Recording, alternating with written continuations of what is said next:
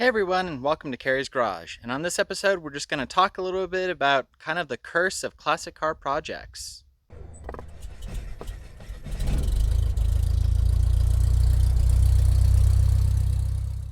And when I say the curse of classic car projects, it's in reference to old cars that you get for very cheap that need a lot of work. And I get this question all the time of, why didn't you just sell everything and buy one really cool, amazing classic car? And sure, that's definitely an option, but not something that I necessarily would want to do, because for me, one of my biggest problems is I like so many different cars for so many different reasons. A lot for historical factors and engineering things, and just, I like a variety. That's simply what it is. So, like right here, let me move the camera. We've got the Sunbug, the Traction, the 2CV, and the Rambler. So, really one of the biggest problems is when you get into really weird, rare, obscure cars like the 2CV. They've gotten really expensive, and a lot of times with classic cars, I feel bad for them. I don't want them to get crushed, or it's too much of an interesting opportunity. Like the 2CV, I paid $400 for it because the lady was going to send it to the crusher. It's a very rare, obscure car, and really the amount of money that I'll put into it, I wouldn't be able to find a replacement for that. It really doesn't need a huge amount. It needs the top. It has a little bit of rust issues. I need to get some tires. It does run. I'll have to rebuild the carburetor and the brakes. And then I don't really plan on fully restoring it. I'm just going to get it put together enough to be able to enjoy. The Traction, that's another one of those cars that I'm kind of sentimental over. It's the only car I've ever owned twice, which we'll get into that when we get into the story on memory lane. But these are fairly rare as well. You don't really see them come up for sale all that often, and when you do, they're fairly expensive. This particular car I am going to plan on doing a ground up restoration on. At least, strip it all the way down, pull all the paint off, clean it up, fix the rust, paint it. It's never going to be a Concours car, but it'll at least be, fairly nice driver. The Sunbug has been around for a long time. Yeah, you can find these all the time. They're not super expensive, but I have history with this car and it's interesting. The Rambler, this one is very sentimental. I've wanted this car for a long time and it has an amazing history to it. So I have put some money into it, but for the amount of money that I'm going to put into it compared to the amount of enjoyment, it doesn't really matter. I've never been one for caring how much it's worth or what I can sell it for. It's just not that important. The 67 Corvair, again, another very sentimental, nostalgic car. Don't care what it costs to get it going. I just want to be able to enjoy it. Then we get into the Renault, which this car overall is a fairly rare car. You don't see too many of these come up for sale. They are a bit pricey now, and especially this one being a right-hand drive British market car. I've never seen another one in, North America. Seen a couple in England come up for sale. But this car is very special to me, and I did spend a little bit of money buying it, and it ran and drove just fine. It's got a couple of issues, like I say, we're working out. And then we have the Lincoln, which is a car I've wanted for quite a long time, and I got an amazing deal on it, and it's very different from a lot of other vehicles I have. So it was definitely worth it, and I'm not going to have to put much money into it to be able to enjoy it and have a really big land barge. The Bentley, it's a different story, and the Corvair Corsa convertible.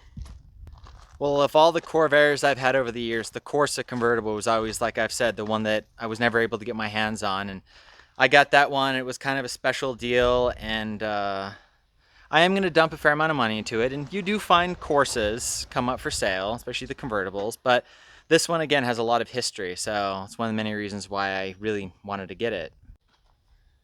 And then as we come over to the other side of the yard, the Spitfire. This is a prime example of kind of the curse of classic cars and money.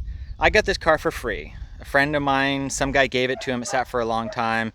And yes, I will end up putting more money into it than it is ever worth. I can buy one of these for not a lot of money, but I already have it. I like bringing cars back to life. It's kind of more of a achievement to be able to resurrect things than anything else. The old Chevy truck, it was cheap. It's a work truck. The Suburban, again, I chased this truck around for a long time. It's fairly rare. You really don't see these come up for sale all that often.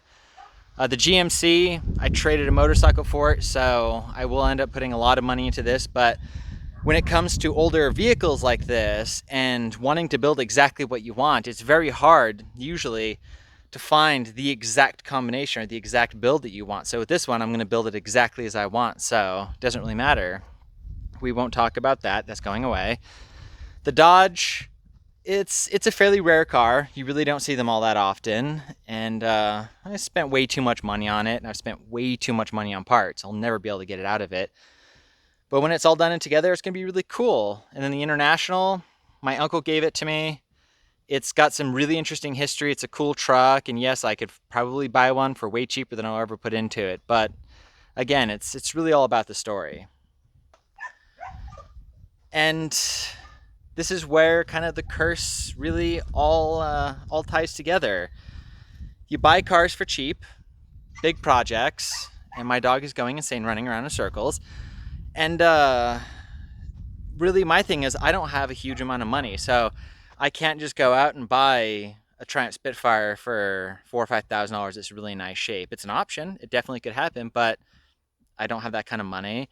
And what I can do slowly over time is, spend a couple $100 here, spend a couple $100 there, get it going, make it look decent. It's never going to be a super amazing show car, but it'll at least be something that I can really enjoy.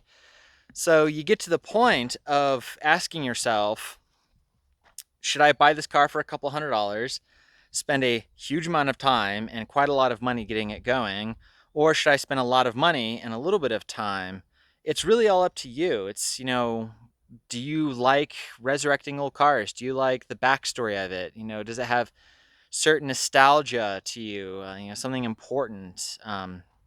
Or are you just straight up a car hoarder that likes having way too many weird cars? And that's kind of where I'm at. I like having a variety of interesting vehicles. I have met some amazing people, some amazing stories, had some great encounters because of having a bunch of weird old cars.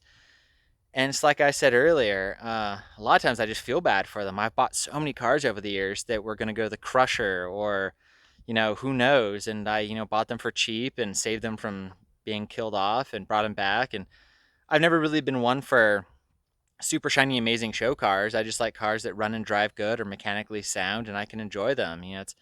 I've had some amazing low mileage show cars and they weren't really that fun to drive. You're kind of more paranoid than anything else. So having projects like that it's fun. It definitely keeps me busy.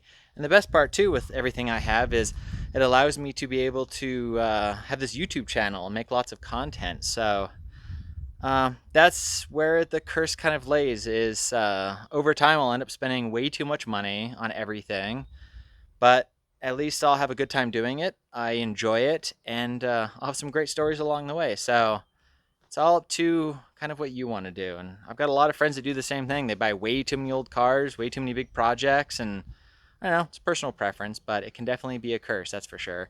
And no, I won't sell everything off and buy one amazing, super expensive classic car because I would get bored. I just know I would. But anyways, there's kind of quick little talking about, things with old cars and money and, it's all up to you. Anyways, I'll see you guys in the next video and have a good one.